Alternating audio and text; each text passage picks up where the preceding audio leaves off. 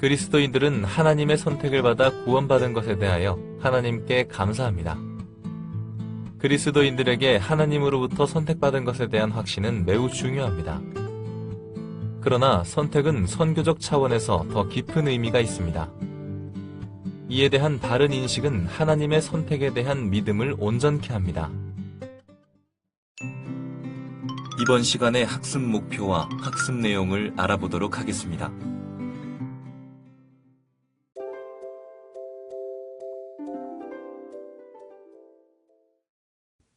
선교는 언제부터 시작됐는지 하는 것을 우리가 함께 논의했고, 그 선교는 창조 이전서부터 하나님의 마음으로부터 시작된, 창조 이전서부터 시작된 사역임을 우리가 알았습니다. 하나님께서는 이 사역을 이끌고 계시죠. 이것을 우리는 하나님의 보편성을 통해서 이해할 수 있었습니다. 하나님의 보편성이라고 하는 관점을 가지고 성경 처음서부터 모두를 읽어보면 그 안에 하나님께서 이 세상의 모든 만물에 대해서 관심을 갖고 계시고, 하나님의 관심 밖에 소속되어 있는 것은 아무것도 없다. 하나님의 관심 밖에서 하나님의 관심에서 제외되어 있는 것은 아무것도 없다고 하는 사실을 우리는 알았습니다. 이처럼 이런 개념을 통하여서 선교를 이해할 수 있습니다. 자, 그런데 구약 성경에는 이런 개념적인 것뿐만 아니라 명시적으로 나와 있는 여러 가지 선교에 대한 교훈들이 있습니다. 그것은 여러 가지 측면에서 우리가 볼 수 있습니다만, 그 대표적인 몇 가지를 우리가 살펴보고자 합니다. 첫 번째는 아브라함의 소명입니다. 여러분, 하나님께서 이 아브라함을 부르시는 사건은 구약 성경에 매우 중요한 의미를 지니고 있습니다. 형태상으로 보편적으로 시작됐던, 넓게 시작됐던 이 하나님의 관심이 한 사람에게로 모아집니다. 넓은 이 광의적인 의미가 한 사람에게 초점으로 맞추어지고, 또 다시 이 초점으로부터 확대되어 가는 그런 형태로 구약 성경은 구성되어 있습니다. 그 시점을 창세기 12장으로 볼 수 있습니다. 창세기 12장은 하나님께서 아브라함을 부르시고 그를 파송하시면서 그에게 중요한 임무를 주시는 것을 우리가 볼 수 있습니다. 창세기 12장을 보시면 같이 읽어보실까요? 여호와께서 아브라함에게 이르시되 너는 너의 본토 친척 아비집을 떠나 내가 내게 지시할 땅으로 가라. 내가 너로 큰 민족을 이루고 내게 복을 주어 내 이름을 창대케 하리니 너는 복의 근원이 될지라. 너를 축복하는 자에게는 내가 복을 내리고 너를 저주하는 자에게는 내가 저주하리니 땅의 모든 족속이 너를 인하여 복을 얻을 것이니라. 갈대아 우르에서 이방 영역에서 새로운 한 인물을 발탁하시고 하나님께서 그를 부르시는 겁니다. 그러면서 하시는 말씀이 이겁니다. 너는 너의 본토 친척 아비집을 떠나가라. 어디로? 내가 내게 지시할 땅으로 가라. 자, 이 말씀을 통해서 우리는 선교는 하나님께서 부르시고 보내시는 귀한 사명임을 볼 수 있습니다. 하나님께서 직접 이 사역을 하시죠. 근데 하나님께서는 사람을 선택하시고 보내시는 그 일을 하십니다. 그리고 선택한 이 사람에게 하나님께서 주시는 내용들이 있습니다. 그걸 복입니다. 복. 이 성경 말씀에 그 다음 나오는 복이 뭐가 있을까요? 내가 너로 큰 민족을 이루게 한다. 하나님의 약속이죠. 내게 복을 주어 이름을 창대케 한다. 어떤가요? 큰 민족을 이루게 한다. 자손이 번성한다 라고 하는 거죠. 생육하고 번성하고 땅에 충만하라고 하는 하나님께서 천지를 창조하시고 사람에게 주신 이 복을 이 아브라함을 선택하시면서 주시겠다고 약속을 하시는 겁니다. 그런데 그 복을 또 한 가지 주시는데 그게 뭐냐면 이름을 창대케 한다고 하는 겁니다. 유명한 사람이 되게 한다고 하는 거죠. 이름을 창대케 한다고 하는 것, 이거 어떤가요? 굉장히 영광스러운 일입니다. 사람 그러면 이 동물들은 가죽을 남기고 사람은 이름을 남긴다고 했습니다. 근데 하나님께서 선택하시고 보내시면서 그에게 복을 주시죠. 이름을 창대케 해 준다고 합니다. 자, 이 두 가지의 복을 뭐라고 합니까? 그걸 소유의 복이라고 합니다. 큰 민족을 이룬다. 이름을 창대케 한다. 자손이 번성케 한다. 자, 하나님께서 이렇게 선택하신 사람에게 첫 번째 주시는 복이 있습니다. 그는 바로 소유의 복입니다. 그가 이것을 소유할 수 있고 누리는 겁니다. 그리고 이것을 통하여서 그의 삶이 풍부하게 되는 거죠. 선택하신 하나님께서는 그를 그냥 두지 않으십니다. 그에게 복을 주십니다. 그가 누리고 또 이 세상에서 다른 사람이 보고 부러움을 살 수 있는 그러한 소유의 복을 주십니다. 커다란 민족을 이루게 하신다. 그를 통해서 자손이 번성하게 한다고 하는 겁니다. 땅에 충만케 그런 축복을 주신다고 하는 겁니다. 그뿐만 아니라 그의 이름이 유명한 사람이 된다고 하는 겁니다. 자, 그런데 하나님께서는 이렇게 부르시고 보내시는 이 선택하시고 그를 파송하시는 이 일을 하시면서 또 한 가지의 복을 주십니다. 어떻게 보면 이게 더 귀한 복이 될 수 있습니다. 다시 말씀으로 들어가서 한번 볼까요? 이름을 창대케 하겠다고 말씀하신 이 하나님께서는 너는 복의 근원이 될지라 이렇게 말씀하십니다. 그 복의 근원이 무엇인지에 대한 내용을 설명하십니다. 너를 축복하는 자에게는 내가 복을 내리겠다. 그리고 너를 저주하는 자에게는 내가 저주하겠다. 그러면서 하시는 말씀, 땅의 모든 족속이 곧 하나님의 보편성에 대한 말씀이시죠. 자, 그러면 이 하나님의 보편성은 뭐와 연결이 되어 있습니까? 그렇죠. 바로 선기와 연결되어 있습니다. 하나님의 관심의 폭. 그게 족속인데 이 세상에 있는 모든 사람들인데 그게 범위가 어떤가요? 제한이 없는 모든 족속입니다. 어디에 있는 땅에 있는 모든 족속입니다. 그 땅에 있는 모든 족속을 하나님 마음에 두시고 그를 통하여서 복을 주시겠다. 자, 여기에 나와 있는 복의 근원이라고 하는 이 말의 뜻이 뭘까요? 영어로는 You will be a blessing 이렇게 되어 있습니다. 지금 새로운 번역에는 이것을 너는 복이 될지라 그렇게 말씀을 하셨죠. 자, 이 복이라고 이렇게 번역되어 있는데 저는 이것보다는 더 한국적으로 리얼하게 좀 표현하고 싶습니다. 복덩이 그런 의미가 더 명료한 해석이 될 수 있다고 생각이 듭니다. 자, 그러면 이 복덩이 곧 복이라고 이렇게 말씀하신 이것은 무엇일까요? 아브라함도 자체가 복이라고 하는 그런 의미입니다. 아브라함이 큰 민족을 이루고 이름이 창대케 되는 소유할 수 있는 복을 주셨습니다. 자, 그런데 두 번째, 너는 복의 근원이다. 이렇게 말씀하시는 것은 이것은 너 자체가 복이다. 그렇게 말씀합니다. 어떤 사람들이 이것은 복의 통로라고 이야기를 하는데 그것보다도 이것은 복 자체다. 그런 의미입니다. 곧 너 아브라함 자체가 바로 복덩어리다. 그런 의미입니다. 자, 그런데 이 복덩어리라고 하는 것을 우리가 어떻게 이해할 수 있을까요? 어느 상황에서 이 복덩어리라고 하는 말을 쓰는지를 우리가 한번 한 예를 들면 좀 더 명료하게 더 깊은 그 의미를 파악할 수 있다고 생각이 듭니다. 우리나라 전통사회에서 복덩이라고 하는 이 단어는 어린아이들에게 많이 썼죠.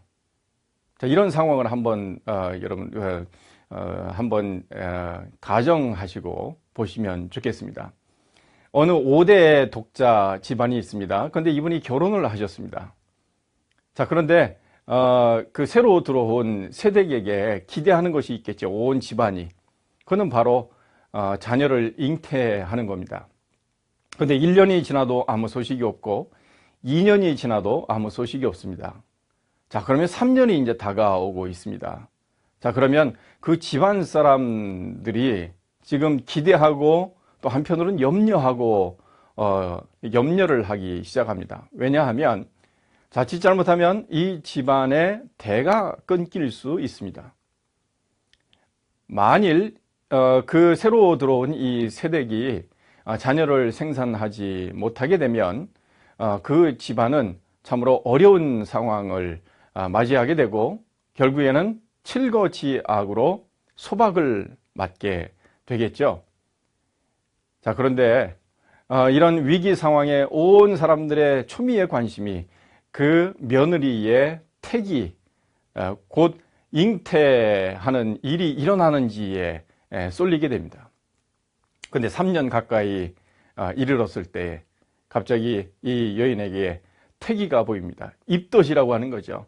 아침 식사를 준비하러 이 며느리가 부엌에 나갔다가 밥물이 끓어올 때에 그때 비위가 상해서 장독대를 향하여 달려갑니다. 그때 옆에서 식사하는 것을 돕고 있는, 식사 준비를 돕고 있던 그 시어머니가 오셔서 그 며느리의 상태를 살피죠. 아가, 무슨 어려운 일이 있냐? 지난밤에 혹시 책이라도 있는가? 자, 그런데 이 며느리의 답은 그렇죠. 잘 모르겠습니다. 이게 뭔지 모르겠는데 속이 미식거리고 그렇습니다. 금방 그것을 알아차리게 됩니다. 그 시어머니께서는. 자, 그때서부터 그 며느리는 새로운 대접을 받게 됩니다. 과거에는 그동안 한 2년 넘게 집안의 걱정거리가 됐던 그 대상이 이제는 새로운 관심의 대상이 될 뿐만 아니라 그를 향한 모든 사람들이 기원을 하고 또 그를 잘 살피고 조심스럽게 잉태하고 나중에 해산하는 날까지 살피게 됩니다. 자, 그때 온 집안의 분위기가 완전히 바뀝니다. 그 전까지는 정말 침울하고 힘들고 희망이 없는 그런 분위기에서 그 며느리의 태기 때문에, 임신했다고 하는 이 사인 때문에 온 식구가 기뻐하게 되죠. 자, 그렇게 되면 이제 그 다음 거기에 있는 시아버지가 약전에 가서 약을 사오게 되고 그 약을 또 정성스럽게 다리게 됩니다. 또 온갖 좋은 것은 이 며느리에게 갖다 주면서 좋은 아이를, 건강한 아이를 잉태하고 또 생산할 수 있도록 그렇게 해산할 수 있도록 도와주게 됩니다. 자, 이제 그날이 됐습니다. 온 집안 사람들이 이제 다 준비를 합니다. 자, 그러면 안채에 이 며느리가 들어가게 되고 그리고 집안에 있는 남정네들은 전부 다 사랑채로 들어가게 되죠. 안채에서는 분주하게 이 출산을 기다리고 준비하겠죠. 사랑채에서는 어떤 일이 벌어집니까? 거기서도 준비를 합니다. 거기에 여러 이 독자들입니다. 같이 모여서 새끼를 꾸며 그의 마음과 귀는 그 안채로 향해 있습니다. 왜 새끼를 꾸나요? 어떤 아이가 생산되는지에 따라서 거기에 뭔가를 상징물을 끼게 되죠. 남자아이, 여자아이, 아들인지 딸인지에 따라서. 이게 우리나라 전통 사회입니다. 자, 그럼 이제 안채에서 어린아이의 울음소리가 들리게 됩니다. 자, 그러면 이 사랑채에 있는 사람들은 관심이 있죠. 어디에요? 아들인지 딸인지. 자, 그렇게 되면 가장 손 아래에 있는 사람이 이 아이의 아버지가 가서 성별을 확인을 하고 그 다음에 희소식을 전해옵니다. 그렇게 되면 여기에 있는 꽈던 그 새끼줄에 거기에 뭔가를 걸죠. 그런데 만약에 이 아이가 아들이면 거기에 고추를 달고 이렇게 해서 그 줄을 띄웁니다. 문 밖에다 걸죠. 그것을 뭐라고 합니까? 금줄이라고 합니다. 자, 이 금줄을 얼마 동안 걸어 놓습니까? 3, 7일, 곧 21일 동안 걸어 놓고 그 다음에 이 금줄이 내려지게 되면 주변에 있는 사람들이 이 집을 방문합니다. 그런데 왜 금줄을 쳤나요? 외부 사람들이 방문하게 되면 이 산모와 어린아이에게 전염병을 옮겨서 어려운 일을 당하게 할 수 있기 때문이죠. 면역 체계가 아직 준비되지 않았기 때문에 이 어린아이와 산모를 보호하기 위한 하나의 방책이었을 겁니다. 자, 그런데 21일이 지나 이 금줄이 걷어지게 되면 동네에 있는 안악들이 그 집을 찾아오게 됩니다. 그리고 산모를 위로하고 축하하게 됩니다. 그리고 거기에 있는 어린 아이가 어떤 아이인지 처음 만나게 됩니다. 자, 그때 이 안악들이 와서 어린아이의 볼을 만지면서 하는 말이 있습니다. 아이고, 복덩이 녀석. 이렇게 아주 건강하게 태어났는데 정말 장군감이구만. 그러면서 이 축복을 하게 됩니다. 그때 쓰는 말이 바로 이 복덩어리라고 하는 말입니다. 자, 그런데 이 복덩어리라고 하는 이 말은 그 아이가 무언가를 가져와서 복덩어리라고 쓰나요? 아니면 그 아이의 배설물이 뭐 황금알을 낳는 것처럼 아주 귀해서 그걸 복덩어리라고 이야기하나요? 뭔가 통로가 됐나요? 그렇지 않죠. 그 아이 자체가 이 집안에 태어남으로 인해서 그 집안 전체가 복이 된 겁니다. 그 아이가 복인 겁니다. 자, 이처럼 아브라함을 향하여 하나님께서 너는 복의 근원이다 이렇게 이야기하신 것은 복 자체라고 하는 의미입니다. 내가 거기에 있으므로 그 주변이 복이고 그 집안에 있으므로 복인 것처럼 내가 머무는 그곳이 바로 너로 인하여 복을 받는다. 내가 복이다라는 그런 말씀입니다. 그래서 아브라함이 거하는 곳은 이 복인 아브라함이 거하는 곳은 주변 사람들이 다 복을 받게 되는 겁니다. 자, 그러면 하나님께서 이런 존재의 복을 주신 목적이 뭘까요? 그거는 너로 인하여 모든 족속이 복을 받는다라는 그런 말씀입니다. 한 사람을 복 주시고 그 사람을 존재하도록 복으로 존재하도록 하시는 그 목적은 바로 모든 민족을 복받게 하려고 하는 선교적 목적이 숨어 있다고 하는 겁니다. 그런 의도가 있으시다라는 말씀입니다. 하나님께서 선택하신 목적이 바로 그겁니다. 그에게 소유의 복을 주실 뿐만 아니라 존재의 복을 줍니다. 이 존재의 복은 바로 사명입니다. 주변 사람들, 이 세상에 있는 모든 민족들을 복받게 하려는 선교적 사명을 의미합니다. 그래서 아브라함의 소명은 단순한 소명이 아니라 하나님께서 주시는 축복을 누릴 수 있는 길이고 또 다른 사람을 복되게 할 수 있는 사명과 연결되어 있습니다.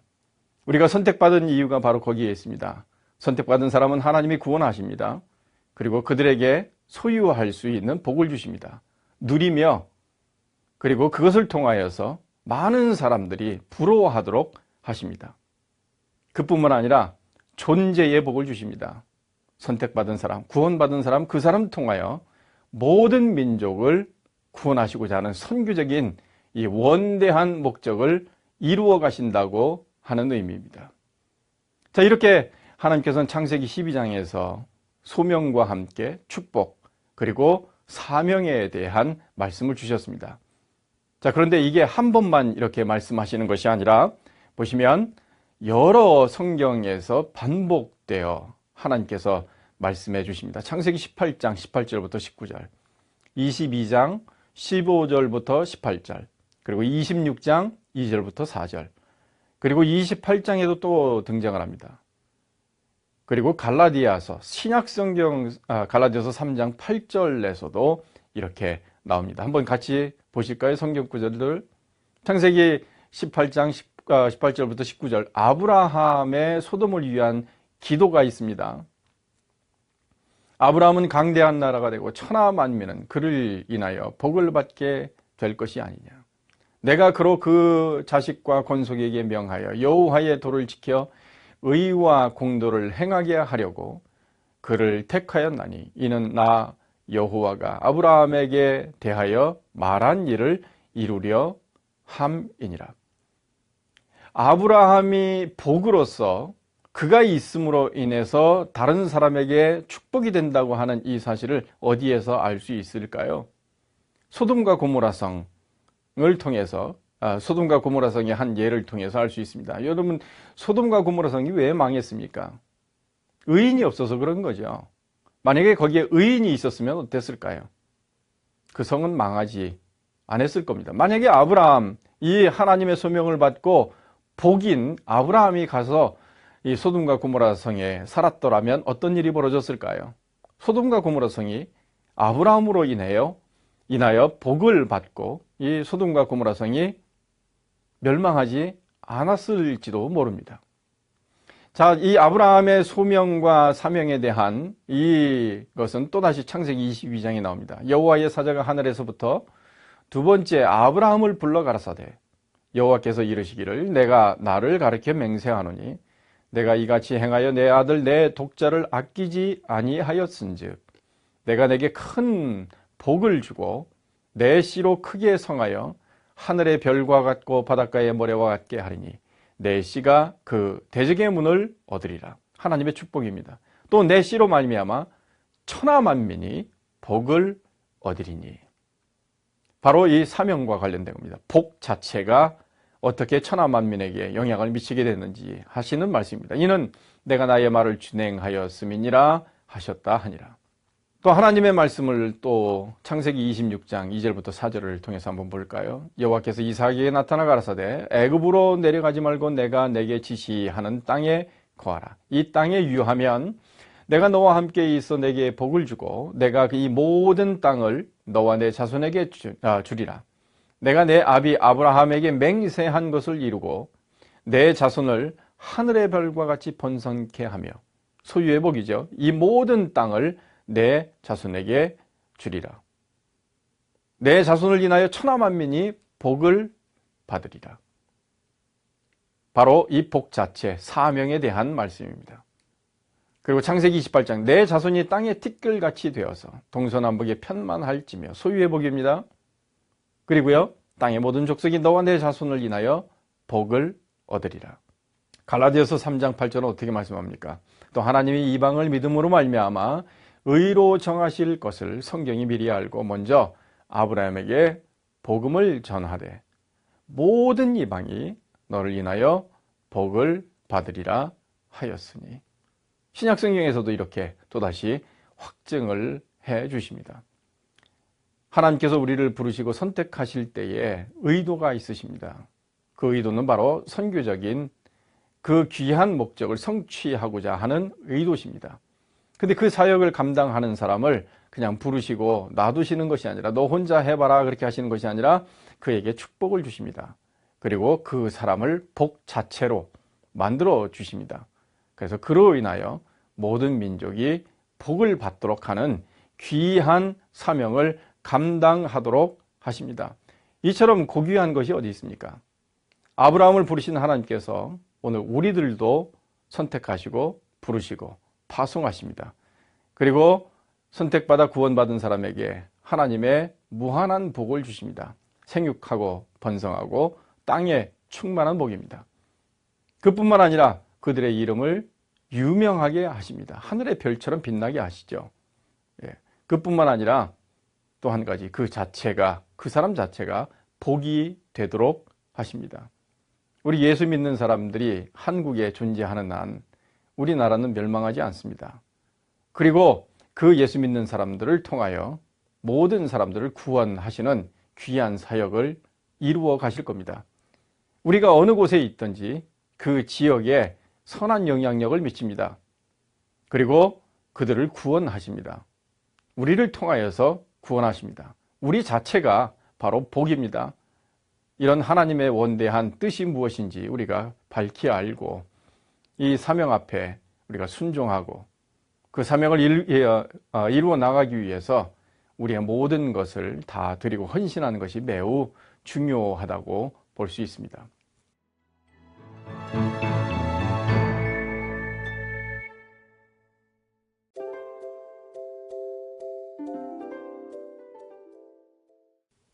우리가 한 가지를 좀 더 살펴볼 수 있습니다. 하나님께서는 이 소명을 주신 그리고 그 복이 되는 이 아브라함과 언약을 맺으시는 장면이 창세기 15장에 나옵니다. 이 창세기 15장은 굉장히 중요한 이 구원과 관련된 의미를 주는 그런 장이라고 볼 수 있습니다. 창세기 15장 4절부터 6절 말씀을 보면 하나님께서 이 창세기 12장에서 약속하신 이 모든 그 자손들을 번창케 하겠다고 하는 그 약속의 말씀을 다시금 주십니다. 그랬더니 이 아브라함이 이 말씀을 그대로 믿습니다. 자, 그런데 이 아브라함이 이 말씀을 받을 때의 정황이 어떻습니까? 나이도 많고 지금 더 이상 후손을 낳을 수 있는 그런 생물학적인 여건이 안 갖춰져 있을 때입니다. 자, 그럼에도 불구하고 하나님의 약속을 그대로 믿는 이 아브라함의 믿음이 얼마나 소중하고 큰지 그것을 볼 수 있죠.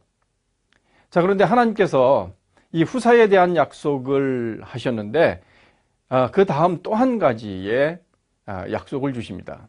그게 바로 땅에 대한 약속입니다. 내가 너에게 땅을 주시겠다고 하는 겁니다. 가나안 땅을 주시겠다고 하는 거죠. 여러분들이 창세기 15장 7절부터 8절 말씀을 한번 잘 읽어보셨으면 좋겠습니다. 자, 그런데 이 아브라함이 후사에 대한 약속을 주셨을 때는, 하나님께서 약속을 주셨을 때는 그것을 그대로 믿습니다. 순수하게. 자, 그런데 하나님께서 내가 들어가서 살 땅, 너의 후손들이 들어가서 살 땅을 주시겠다고 하는 이 말씀에 대해서는 하나님, 제가 그것을 어떻게 믿습니까? 좀 징표를 보여주세요. 이렇게 하나님께 묻습니다. 제가 그것을 어떻게 알 수 있을까요? 확실한 것을 좀 보여달라고 합니다. 그때에 하나님께서 창세기 15장 9절 말씀을 보면 아브라함에게 말씀하시죠.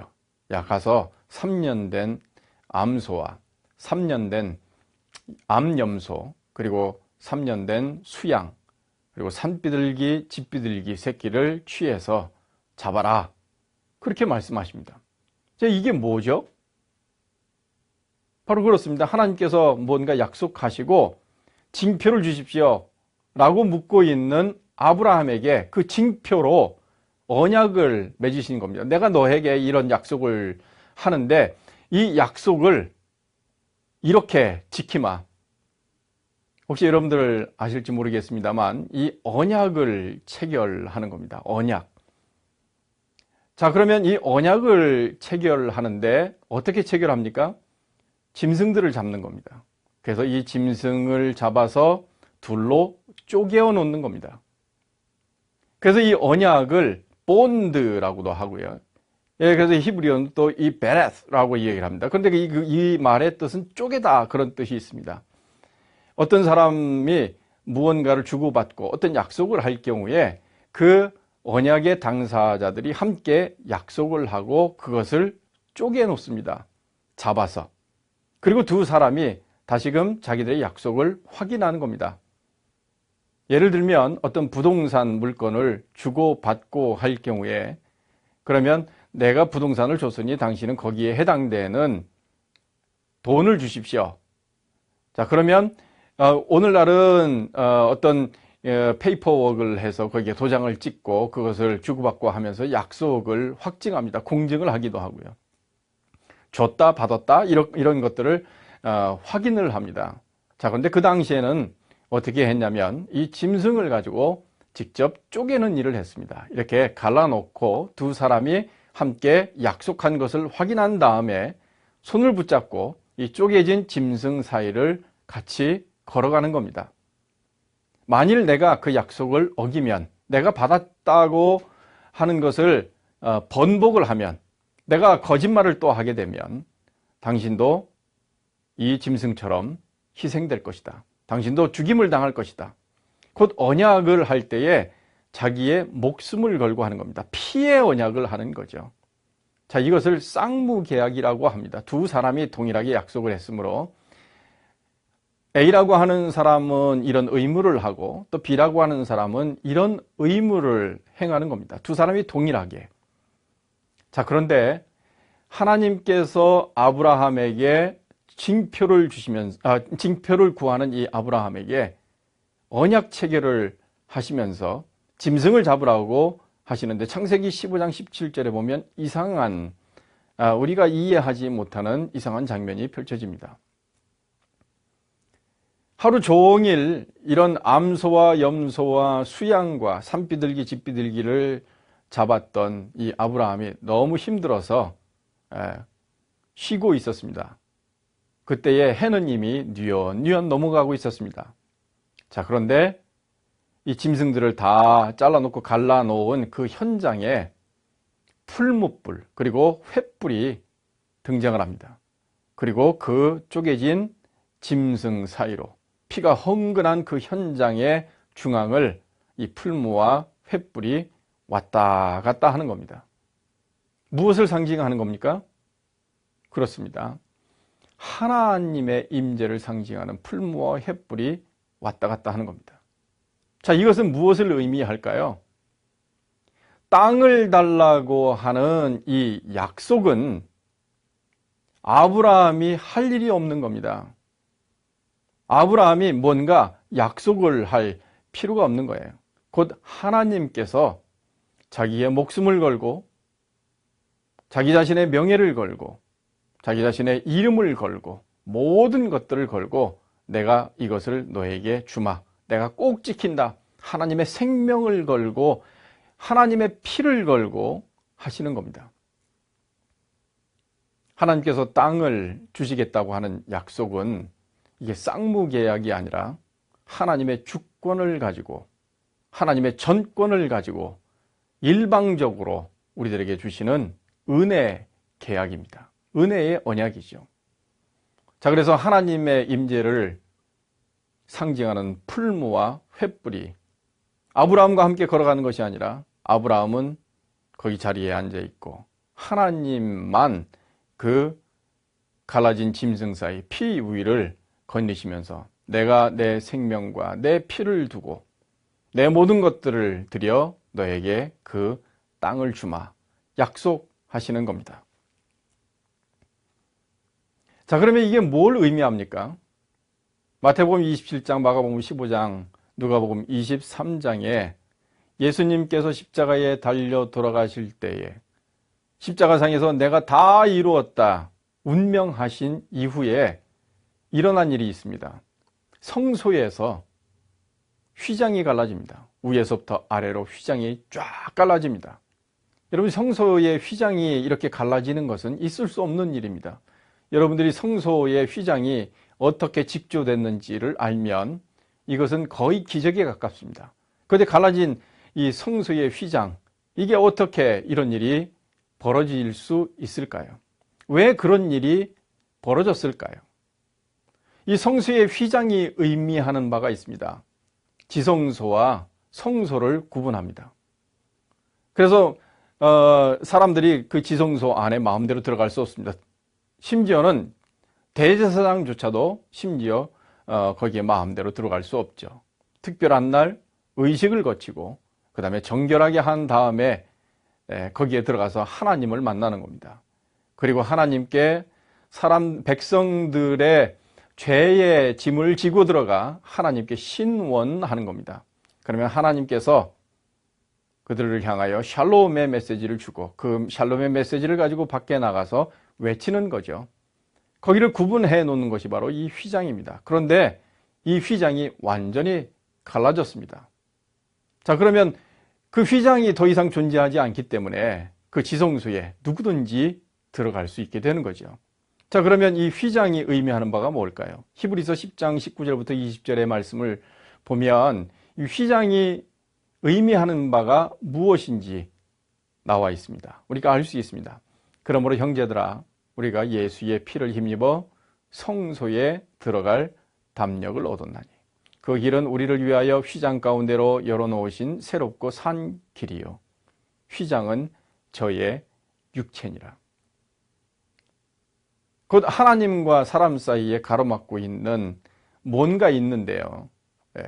그것을 예수님께서 다 허물어 주셨다는 겁니다. 예수 그리스도의 육체를 통하여서. 그래서 예수 그리스도의 육체가 깨짐으로 우리가 하나님 앞에 담대히 나아갈 수 있게 되었다는 겁니다. 곧 하나님 나라에 들어갈 수 있게 되었다는 거죠. 그 하나님 나라에 들어갈 수 있던 것, 하나님 나라에 들어갈 수 있게 된 것은 어떻게 가능합니까? 예수 그리스도께서 그의 몸을 십자가에서 주심으로, 우리를 위하여서 모든 것들을 다 주심으로, 곧 하나님의 약속이신 그 예수님께서 십자가에 달려 돌아가심으로 그 십자가에서 흘리신 보혈의 공로를 힘입어 우리가 하나님 앞에 나아갈 수 있게 되는 거죠. 그것도 하나님 나라에 들어가는 것은 하나님께서 우리를 위해서 전적으로 주신 그 예수 그리스도의 피를 통하여서 가능한 겁니다. 바로 예수 그리스도의 몸을 상징하는 이 휘장이 갈라지는 것처럼 예수 그리스도께서 몸이 찢기심으로 그 길이 열렸고 아브라함과 맺으신 그 땅을 위한 약속의 그 언약 체결에서도 또 짐승들이 이렇게 찢어져서 하나님 앞에 언약의 표징으로 나타난 것처럼 거기에 하나님께서 하나님의 임재이신 이 횃불이 움직이며 그 약속을 확증하신 것처럼 그렇게 동일한 의미로 우리들에게 주신다고 볼 수 있습니다. 아브라함을 통해서 이렇게 소명을 주시고 그리고 하나님 나라에 들어갈 수 있는 그 땅을 주시겠다고 하는 그 약속은 하나님께서 전권적으로 주시는 은혜이고 예수 그리스도의 피를 통해서 주시는 언약입니다. 피의 언약입니다. 우리가 그리스도 앞에 설 때에 늘 감사하고 그 피의 공로를 찬양하는 이유가 있습니다. 그것은 바로 하나님의 언약의 상징이고 바로 생명이고 하나님께서 주시는 그 땅에 대한 언약입니다. 약속입니다. 그 전권적으로 우리들에게 주시는 하나님의 은혜의 언약이기 때문에 그렇습니다. 우리는 그래서 예수 그리스도의 피를 통해 하나님 나라에 들어갈 수 있는 거죠. 그래서 선교라고 하는 것은 바로 그런 겁니다. 하나님께서 새롭게 열어놓으신 산길, 예수 그리스도의 피를 통하여 열어놓으신 그 산길, 하나님께서 그의 생명을 걸고 우리에게 약속하신 그 나라를 열어주셨는데 그 나라에서 떠난 자들을 이렇게 예수 그리스도의 피를 힘입어 성소에 들어가듯 담력을 가지고 들어가듯 하나님 앞에 들어가도록 하는 겁니다. 참으로 이거는 귀한 일일 수 있습니다. 이 세상에서 가장 고귀한 일일 수 있습니다. 바로 하나님께서 약속하시고 우리들에게 베풀어 주셨기 때문에 그렇습니다.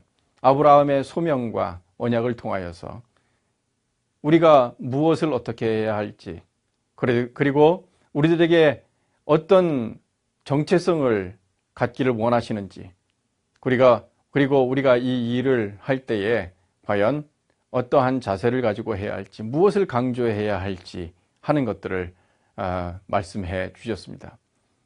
하나님께서 선택하신 사람들에게 복을 주십니다. 소유할 수 있는 복을 주십니다. 그리고 그 사람의 존재 자체가 복이 되도록 하십니다. 소유의 복은 누리라고 하는 것입니다.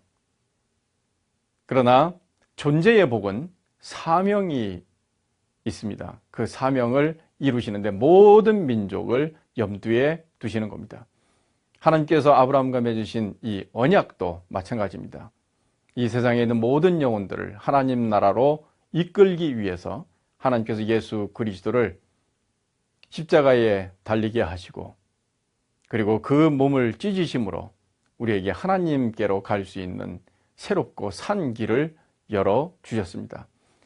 이러한 귀한 일들을 우리들에게 주시고 누리게 하시고 또 이렇게 누리고 아는 사람들이 세상에 있는 사람들을 향하여 선포할 뿐만 아니라 내가 그 복으로 그들에게 하나님의 이 귀한 언약의 축복들을 나누라고 부르시고 우리를 보내시는 겁니다. 이 사명을 우리가 잘 감당할 때에 하나님께서는 우리를 하늘의 별처럼 들어 빛나게 하시고 우리들의 이름을 온 세상 가운데에 창대하게 그렇게 들어 쓰신다고 하는 귀한 약속입니다.